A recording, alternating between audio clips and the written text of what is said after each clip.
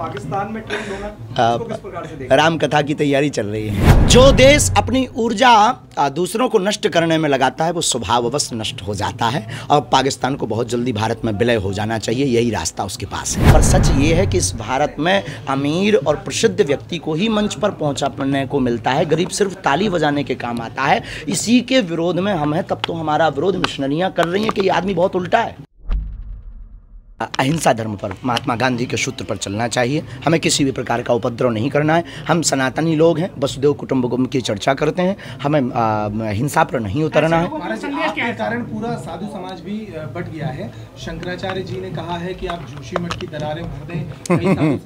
देखो, पहली बात तो शंकराचार्य जी ने वो बयान फिर बदला भी है, और शंकराचार्य जी हमारे सनातन के प्रधानमंत्री हैं। हम अपने संतों पर, सनातनी हिंदुओं पर कोई टिप्पणी नहीं करेंगे, ना उनका वैचारिक मत है। वो शंकराचार्य हैं, शंकराचार्य जी की वाणी है। अब उस पर हम कुछ भी किंतु परंतु नहीं कहेंगे। हम धीरेन्द्र कृष्ण हैं, हम क्या बोल सकते हैं उनके सामने। भारत में तो सनातनी है, लेकिन अब पाकिस्तान में ट्रेंड होना, इसको किस प्रकार से देखते हैं? राम कथा की तैयारी चल रही है।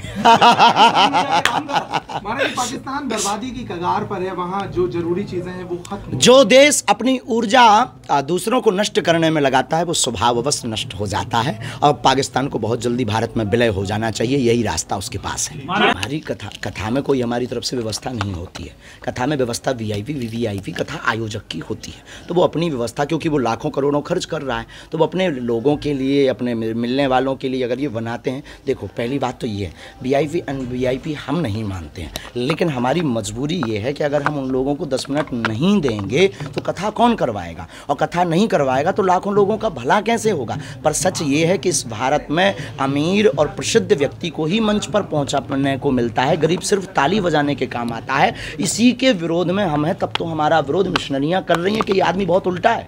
ये मान लिया जाए आपका पूरी तरीके से प्रोपेगेंडा के तहत आपको बदनाम किया जा रहा है। मान लिया जाए, आप नहीं मान रहे हैं क्या अभी तक? तो वो हो रहा है भैया प्रोपेगेंडा। ऐसा आप कुछ उनके सद्बुद्धि का कुछ ढूंढेंगे कि धमकीबाजी? मणि और कांच में जमीन आसमान का अंतर है। कांच, मणि से ज़्यादा कांच चमकदार हो सकता है पर चमत्कार नहीं कर सकता है। तो मन की बात है, ट्रिक पा करके, लॉजिकली ट्रिक पा करके कोई भी, ऐसे तो तुक्का 1-2 लोग बता देते हैं, लेकिन यहाँ तो रोज प्रतिदिन 200-500 लोग आते हैं, और एक्यूरेट 100 में 140 इंटरनेशनल मीडिया के सामने जो व्यक्ति कह दे बिफोर टाइम पर्चा लिख करके रख दे कि आप किसी को भी उठा करके लाइए, उसी का पर्चा निकलेगा। भारत के इतिहास में आज तक इतना किसी भी धर्म को टारगेट नहीं किया गया, ना एक्सपोज किया गया, ना किसी भी चमत्कार पर। लेकिन बागेश्वर बालाजी ने अपना झंडा गाड़ा, सनातन में भारतीय संतों की जीत हुई, शक्ति वैदिक मंत्रों की जीत हुई, और उसी कारण से आज समूचा भारतवर्ष का प्रत्येक हिंदू बागेश्वर बालाजी के साथ, और प्रत्येक महात्मा बागेश्वर बालाजी।